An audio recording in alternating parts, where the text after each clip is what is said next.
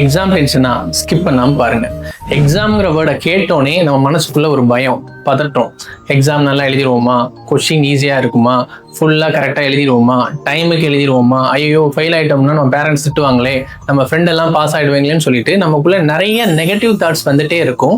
Understand one thing, எக்ஸாமை நினைச்சு ஒரு பயம் வர்றது common and it is completely normal. But அது நம்ம பெர்ஃபார்மன்ஸ் அஃபெக்ட் பண்ற அளவுக்கு இருந்தால் தட் இஸ் அப்நார்மல். இந்த மாதிரி பயம் வரக்கூடிய நேரத்தில் பிலீவ் யுவர் செல்ஃப். ஒரு வருஷம் ஃபுல்லாக படிச்சிருக்கீங்க, உங்களுடைய எஃபோர்ட்ஸ் மேலே நம்பிக்கை வைங்க. படிக்கிறத தாண்டி நல்லா ரிவைஸ் பண்ணுங்க. நாளைக்கு எக்ஸாம் அப்படின்னா இன்னைக்கு நைட் இம்பார்ட்டன்ட் பாயிண்ட்ஸ் எல்லாத்தையும் ரிவைஸ் பண்ணுங்க. Because revision is a key for good marks.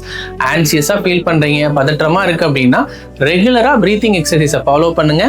Message என்னன்னா, எக்ஸாம் நினைச்சு பயப்படாம அதை நெகட்டிவா எவாலுவேட் பண்ணாம காமன் கம்போஸ்டா ராஜா பகதூர் மாதிரி ரிலாக்ஸ்டா போய் எழுதிட்டு வாங்க. வெற்றி நமதே.